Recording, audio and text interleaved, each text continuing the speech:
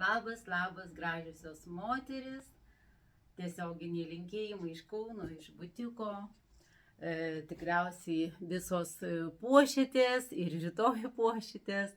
Mano tokie maži patarimai, pastebėjau, labai moteris puola į kraštutinumus, arba ten labai viskas eina ir grožio salonas, nagai, blakstienai, mama mija, odos tenai, viską perkasi, procedūras dar darosi prieš šventės, ko galbūt niekada nesidarė ir stilius tas.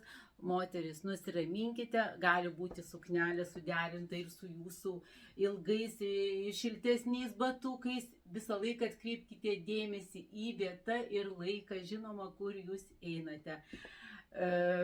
Ta prabanga kuria nuo pakaušio iki pat pėdutė, žinoma, pati moteris ir jos eisena, elegancija, jos manieros, jos kūno kalba.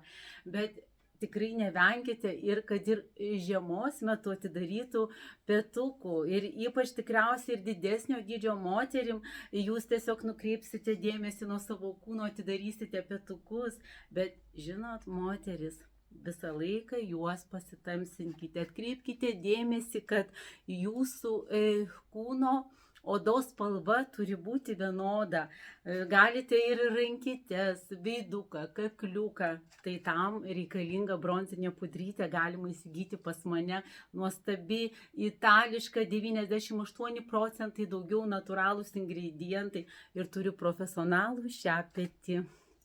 O jeigu dar būsite su bateliais, gal šilta, be kojinių, tai ir kojytės galite šiek tiek pasitamsinti, moteris. Ir ką, susikurti savo stilių įvaizdį. Pas mane galima auskarai 20 €. Suknelė yra pardavime, turiu dydžių, rašykite 80 €. O barka tai aksomai ir tokios aristokratinės spalvos, smaragdinė, tamsiai karališka mėlyna, bordo, žinoma ir juoda, žinoma ir raudona. Rytoj pasitinkame tuos ugningosius raudonojo arklio metus, jos niekada neišeis iš mados, kaip ir leopardai, kaip ir taškiukai. Tai rinkitės pagal save tą suknelę. Aš visą laiką rekomenduoju klasikinio silueto, tik tai, kad tai būtų efektingas audinys ir tai galioja visom moterim, ar esate XS, ar esate XXL. Ir žinoma, modelį žiūrėkite, nebijokite to ilgio dengiančio keliukus, vis dar moteris, aš noriu trumpos. Nu tai ką linkiu visom, patapti tokią, susikurti savo gražiausią versiją. Ir ne tik tai rytojui, šiandien moteris, sausio 1 ir sausio 5 ir kiekvieną dieną galvokite apie save ir nepamirškite, kad geriausia tikriausiai puošmena esate jūs pati.